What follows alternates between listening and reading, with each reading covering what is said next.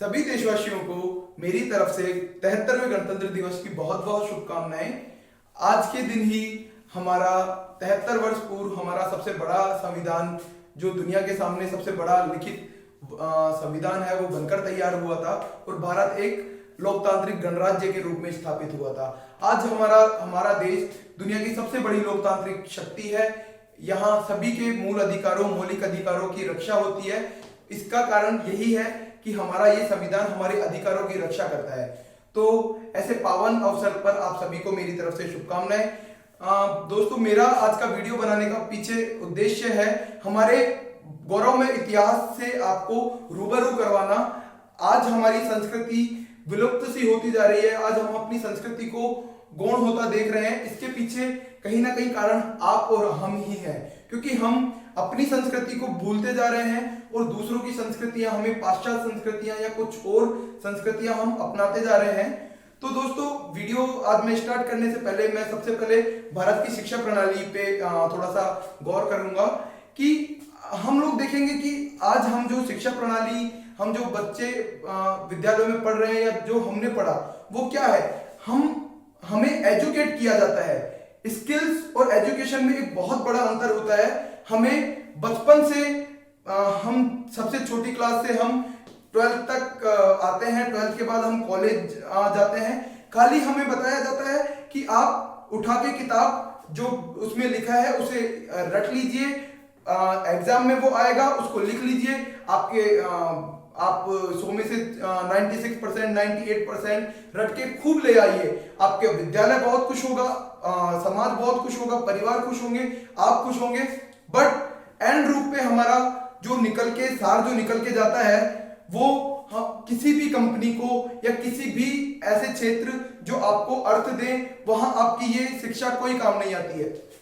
तो मैं थोड़ा सा आपको इस शिक्षा प्रणाली, ये कहां से स्टार्ट हुई, ये कहां से प्रारंभ हुई, इसके लिए मैं आपको थोड़ा सा पीछे ले चलता हूं। जब अंग्रेज भारत पे शासन कर रहे थे तो लॉर्ड मैकाले संसद में उनका एक भाषण था, भारतीयों पे राज करने के लिए क्या और चीजें हम लागू कर सकते हैं। तो आज भी आप YouTube पे उनका हिंदी में वो वीडियो देख सकते हैं। उन्होंने बोला कि मैं पूरे भारत को इतने अच्छे से पिछले 10 साल से घूम रहा हूं मैं, और मैं देख चुका हूं कि यहां पर अगिनत हमले हुए हमारे देश पर। चंगेज, तुर्की, मुगल, अंग्रेज और न जाने कितने ही ऐसे आक्रमण हुए, लेकिन हमारी संस्कृति को नष्ट नहीं कर पाए। ये हम पे हमला करते और हम दोबारा बन खड़े होते थे। लेकिन लॉर्ड मैकाले ने ये बात बोली कि अगर भारतीयों पे राज करना है, इनको नष्ट करना है, तो सबसे पहले इनकी संस्कृति को नष्ट करना पड़ेगा। दोस्तों, संस्कृति वो चीज है जो हमें आपस में जोड़े रखती है और हमें जीवन जीने का उद्देश्य बताती है, जीवन जीने का तरीका बताती है। आज अगर हम बात करें कि कैसे संस्कृति ही आपके देश की रक्षा करती है, तो हम सबसे बड़ा उदाहरण है जापान पे दोस्तों हिरोशिमा, नागासाकी जैसे 2 बड़े परमाणु बमों का हमला हुआ, लेकिन आज भी जापान तबाह नहीं है। दुनिया के सबसे विकसित देशों में से अपनी चाहे आप टेक्नोलॉजी ले लीजिए, चाहे ऑटोमोबाइल इंडस्ट्री ले लीजिए, स्टार्टअप ले लीजिए, आज जापान कहीं भी पिछड़ा हुआ नहीं है। पूरे 2 सबसे बड़े उसके शहर बर्बाद कर दिया अमेरिका ने परमाणु बम से, लेकिन अपनी संस्कृति से उनका प्यार, अपनी भाषा से उनका प्यार, अपने त्योहारों से, अपनी रीतियों से उनका प्यार आज भी उस देश को उतना ही मजबूत बनाया हुआ है। दूसरा उदाहरण दूंगा दोस्त मैं इजराइल का। इजराइल वो देश था, एक यहूदियों का देश था, जिन्हें जर्मनी से हिटलर ने मार के भगा दिया था। उनके पास रहने के लिए अपना कोई देश नहीं था। मिडिल ईस्ट में मुगलों के बीच में, सारे इस्लामिक देशों के बीच में जाके उन्होंने देश बनाया, और देश बनने के महज 2 महीने बाद ही उन पर 5 देशों ने एक साथ आक्रमण किया। लेकिन उन्होंने अपनी संस्कृति को बनाए रखा, अपनी संस्कृति के प्रति उन्होंने लगाव रखा, और कैसे आज वो देश दुनिया के सबसे विकसित देशों में, आज उसकी खुफिया एजेंसी, आज उसके स्टार्टअप, आज उसकी कंपनियां दुनिया में अपना नाम फैला रही है। तो मैं आप सभी से यही मैं आपको कहना चाहता हूं कि कैसे हम आज की तारीख में एजुकेटेड बहुत हो रहे हैं। आज हम देखेंगे हमारी एजुकेशन का जो लेवल है वो 60 से 65% या इससे भी ऊपर पहुंच गया है। लेकिन अमेरिका की एक कंपनी का ये रिसर्च था। उसने बताया कि भारत के खाली 3% युवा ही किसी कंपनी में काम करने लायक है। मतलब अगर हम स्किल की बात करें तो खाली 3% युवा ही ऐसे हैं जो स्किल्ड है, जो वेल स्किल्ड है। इसके पीछे हम अगर देखना चाहें तो पाश्चात्य संस्कृति ने हमको इतना खोखला कर दिया है। मैं थोड़े दिन पहले मैं एक पुस्तक बच्चे की, छोटा बच्चा था 4 साल का, उसकी पाठ्य पुस्तक देख रहा था। तो वहां होता है ऐसे अनार, तो बगल में अनार की फोटो होती है, आ से आम। तो G4 में देख रहा था, G4 जेंटलमैन, और जेंटलमैन पे एक फोटो थी, एक आदमी जो कोट बूट सूट पहन के टाई वाई लगा के, और G4 जेंटलमैन, जेंटलमैन में उस फोटो थी। अब उस बच्चे के दिमाग में वो चीज इतना घर कर जाती है, वो वहां से वो एक परिकल्पना धारण कर लेता है कि वो होटल के रिसेप्शन पे बैठा वो बंदा, वो अनपढ़, वो गंवार, वो उसके लिए जेंटलमैन है, और जो उसके घर में इतना वेल स्किल्ड उसका बाप है वो अनएजुकेटेड, वो उसके लिए जेंटलमैन नहीं है। तो ये भारतीय शिक्षा प्रणाली में ऐसी कुछ छोटी छोटी ऐसी चीजें हैं जो अंग्रेजों ने हमको, आज की अगर मैं बात करूं तो आज हम इतना पिछड़ रहे हैं। इसका पीछे का कारण है, आज देश विश्व गुरु नहीं है, इसके पीछे का कारण है कि हमें अपनी संस्कृति से प्रेम नहीं है। अगर हम अपनी संस्कृति को देखें, अगर हम पास्ट में जाएं, वीडियो के बाद थोड़ा सा आगे मैं आपको भारत के गौरवपूर्ण इतिहास के बारे में बहुत अच्छे से वर्णन में बताऊंगा कि हमारी संस्कृति कितनी डेवलप्ड संस्कृति, कितनी वैज्ञानिक संस्कृति हमारी थी, लेकिन आज हमें उस संस्कृति की बिल्कुल भी कदर नहीं है। तो अब तक मैंने बताया आपको कि किस प्रकार आधुनिक संस्कृति ने, आधुनिक शिक्षा ने हमारी संस्कृति का किस तरीके से ह्रास किया।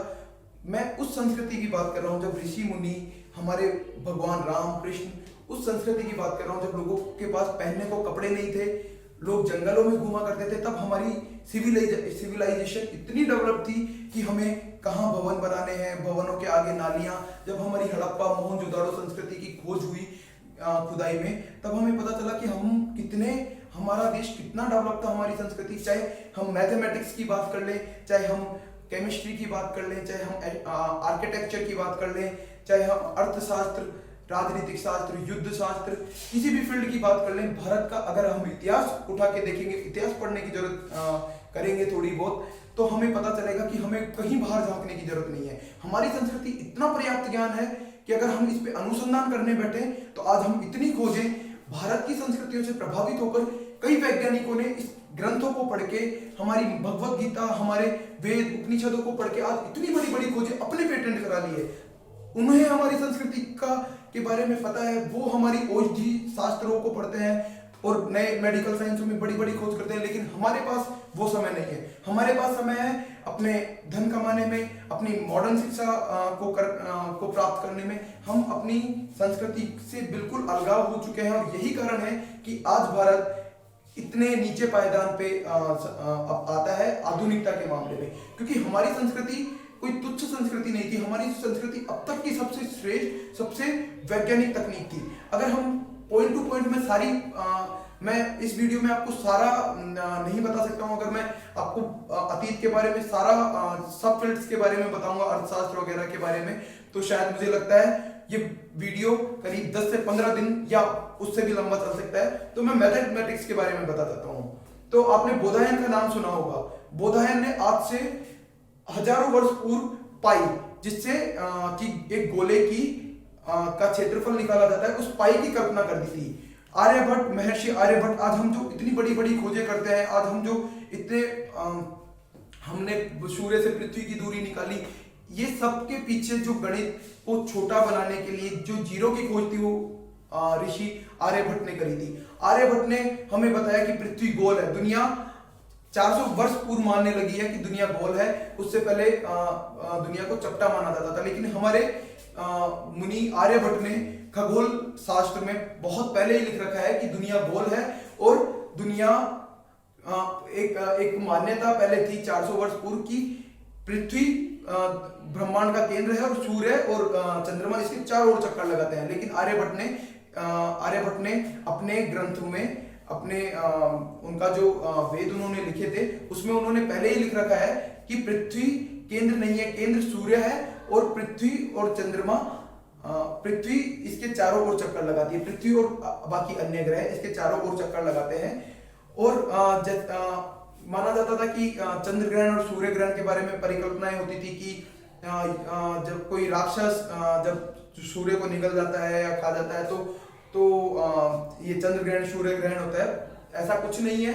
आर्यभट्ट ने इस कल्पना को भी खारिज किया है। उन्होंने बताया था कि कैसे ये सूर्य ग्रहण और चंद्र ग्रहण के पीछे क्या रीजन है। ये उनके वेद, अगर हम वेद हमें पढ़ने का समय मिले, कभी उनकी शास्त्र पढ़ने का मौका मिले, तो आपको ये सारी चीजें देखने मिल जाएगी। तो दोस्तों इसी कड़ी में श्री भास्कराचार्य, नाम भास्कराचार्य जी का भी आपने सुना होगा, इन्होंने एक सिद्धांत शिरोमणि नामक पुस्तक लिखी, जिसमें आज की आधुनिक अंक गणित, बीज गणित, अलजेब्रा, गोलाध्याय, इन सब के ऊपर बड़े बड़े इन्होंने लेख लिखे, जो कि आज की आधुनिक मैथमेटिक्स को की सारी प्रॉब्लम जो आज सॉल्व हुई है, आज जो बाहर के वैज्ञानिकों ने इनकी खोजें करी है, ये पहले ही ऑलरेडी हो चुकी थी। 10 मानव प्रणाली का विकास श्री आर्यभट्ट जी ने किया। आज जो हम समीकरण देखते हैं गणित और विज्ञान में, उन समीकरणों की खोज श्री आर्यभट्ट जी ने करी। उन्हीं की इन उपलब्धियों के कारण जब हमारा प्रथम उपग्रह निक्षेपित हुआ, तो श्री आर्यभट्ट जी को उसका नाम देके सम्मानित किया गया, और वही सम्मान के लायक भी थे। इसी कड़ी में अगर हम साइंस फील्ड में जाके देखें, तो साइंस फील्ड में भी ऐसी बड़ी बड़ी खोजें हैं जो आज आधुनिक वैज्ञानिकों ने अपने नाम ले रखी है। लेकिन वो लोग, अगर हम उनसे जाके पूछते हैं, उन्होंने अपनी किताबों में लिखा है कि वो भारतीय संस्कृति, संस्कृत भाषा से बहुत प्रेरित थे, और वो ये सब पुस्तकों के अपने इंग्लिश वर्जन में कन्वर्ट करके उनको पढ़ते हैं।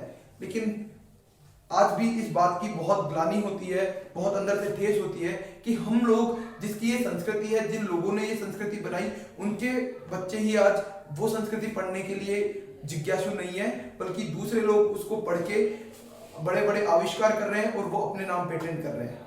तो साइंस के फील्ड में अगर हम देखें तो महर्षि कणाद, जिनका असली नाम औलुक्य था, लेकिन उन्होंने ये पाया कि हर वस्तु छोटे छोटे कणों से बनी है, जो कि आधुनिक साइंस भी बोलती है। तो उन्होंने कणों के बारे में अपना पूरा जीवन अध्ययन किया, और इसी के कारण उनका नाम कणाद पड़ा। और जो आज के टाइम पे एटॉम थ्योरी है, जो डाल्टन की एटॉम थ्योरी है, वो डाल्टन की एटॉम थ्योरी वहीं से ली गई है। उन्होंने बताया कि एक कैसे पदार्थ छोटे छोटे कणों से बना होता है, जिन्हें अणु और परमाणु का नाम दिया जाता है। अगर हमारी साइंस को देखें तो इतनी डेवलप साइंस है कि आज दिल्ली में एक लोह स्तंभ है, जिसके बोला जाता है कि आज भी उस पर जंग नहीं लगती, और बड़े से बड़ा वैज्ञानिक उसको नहीं, उस गुत्थी को सुलझा पा रहा है कि इस पे जंग क्यों नहीं लगती है।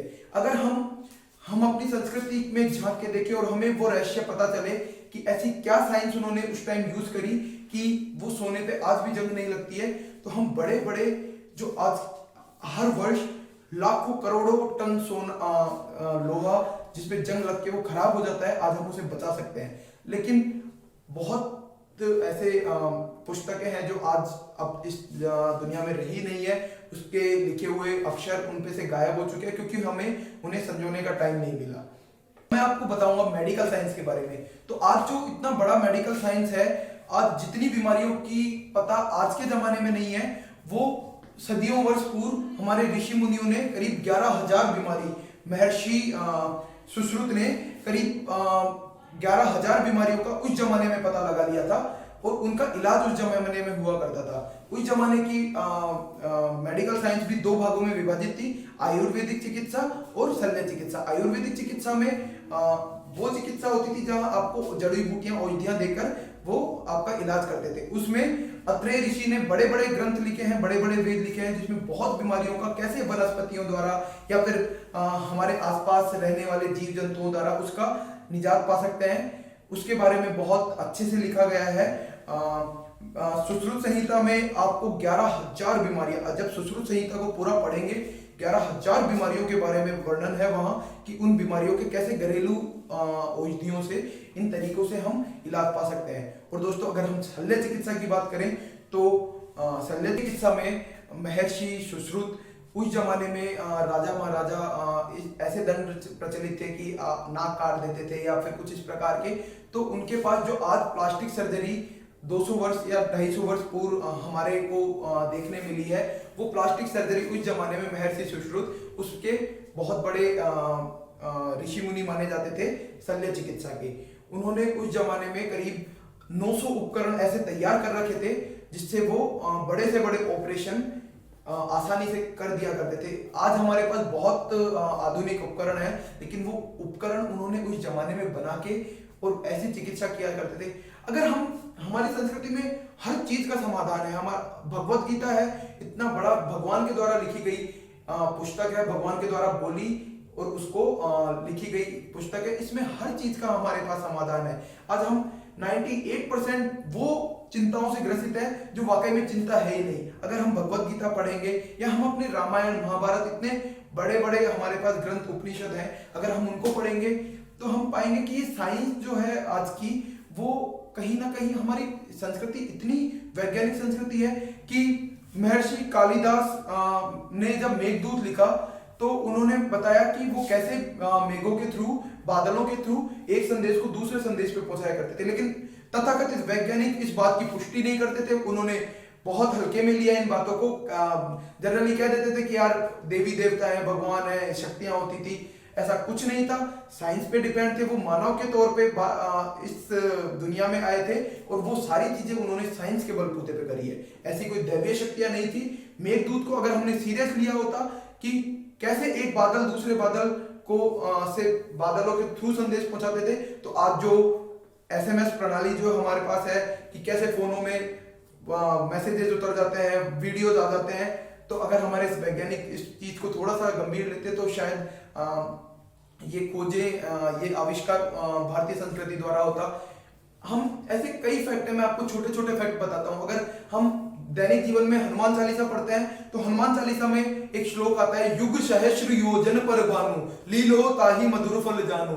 अर्थात एक युग और सहस्र, हजार और योजन अर्थात 8 मील, हम इन तीनों को गुणा करेंगे और जो इसका जोड़ आएगा, जो इसका गुणनफल आएगा, मैं आपको बता दूं कि वो आज की जो विज्ञान पृथ्वी से सूर्य की दूरी बताती है, वो हमारे हनुमान जी जब उड़ के गए थे और उन्होंने अपने बारे में बताया तो युग सहस्र योजन पर भानु अर्थात 15,000 करोड़ करीब दूरी जो सूर्य की है वो हमारे ग्रंथों में लिखी गई है। लेकिन हमें कभी इस बात को जानने की जिज्ञासा ही नहीं हुई कि ये क्या बोल रहे हैं, इसके पीछे क्या साइंस है। हम चीजों को हवा में उड़ा रहे हैं। हम अपनी संस्कृति को बहुत नेग्लेक्ट करते हैं और उनकी संस्कृतियों से प्रेरित होते हैं।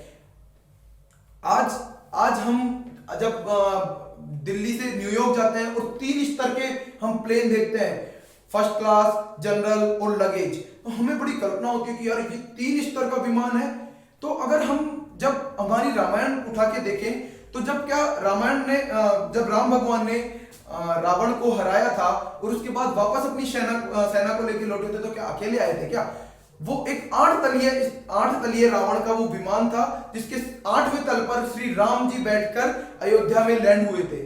तो हमारे पास उस जमाने में भी ये साइंस थी। हमारे पास एरोप्लेन उस जमाने में हुआ करते थे जब लोगों के पास बोलने के लिए भाषा नहीं थी, पहनने के लिए वस्त्र नहीं थे और पकाने के लिए खाना नहीं था। ऐसे बहुत छोटे छोटे उदाहरण अगर हम और देखें, आकाशवाणी जिसकी कल्पना हम आज करते हैं, आज जो हम लाइव टेलीकास्ट देखते हैं, उस जमाने में संजय ने पूरी महाभारत का 18 से 20 दिन का दृश्य धृतराष्ट्र को, एक अंधे व्यक्ति को किसी दूसरी जगह का लाइव टेलीकास्ट करके बताया। आज का लाइव टेलीकास्ट तो खाली देखने वाले लोगों को ही दिखाई देता है, लेकिन वो टेलीकास्ट उन्होंने जब किया तो वो एक अंधे व्यक्ति को दिखाया। और हम अगर परमाणु बमों की भी बात करें तो हमने सुना होगा कि एक ऐसा रामायण में या महाभारत में एक ऐसा अस्त्र हुआ करता था जो बहुत, हमने जरूर नाम सुना होगा, ब्रह्मास्त्र, कि उसको चलाते ही पृथ्वी नष्ट हो जाती थी। तो वो ब्रह्मास्त्र, मैं ये दावे के साथ कह सकता हूं, वो ब्रह्मास्त्र और कुछ नहीं, वो आज का परमाणु बम ही होगा, जो किस प्रकार एक हथियार से दुनिया नष्ट हो जाती है, वो डेफिनेटली वो परमाणु बम की ही बात कर रहे होंगे उस जमाने में। साथियों, इतने सारे एग्जाम्पल से आपने देखा कि हमारी संस्कृति कैसे हर फील्ड में आज की लेवल से भी बहुत आगे ऑलरेडी डेवलप हो चुकी थी।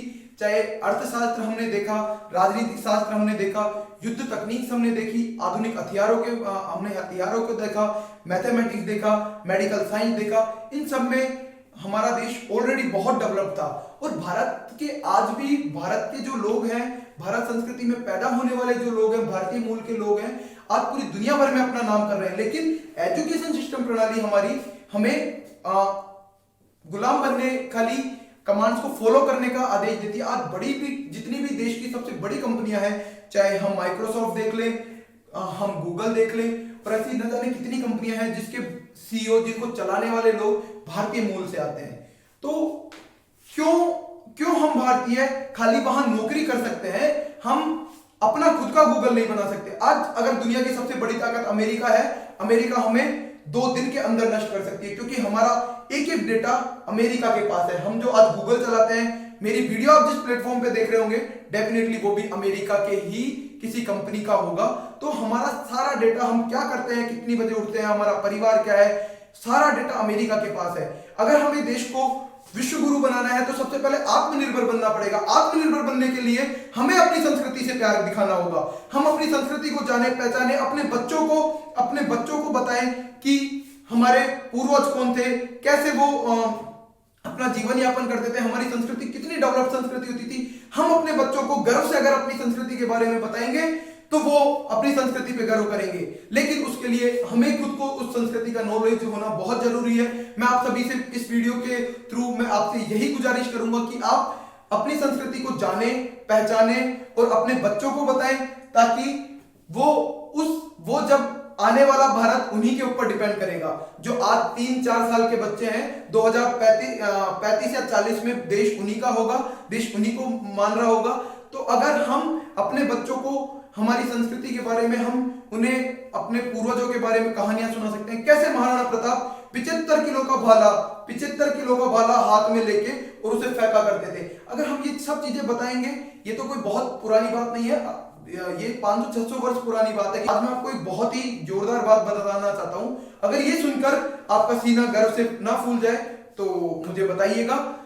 आज दुनिया की सबसे बड़ी ताकत अमेरिका, उसका राष्ट्रपति जो सबसे शक्तिशाली व्यक्ति है इस दुनिया का, उसकी 18 डॉक्टरों की टीम में 15 डॉक्टर भारतीय मूल से आते हैं।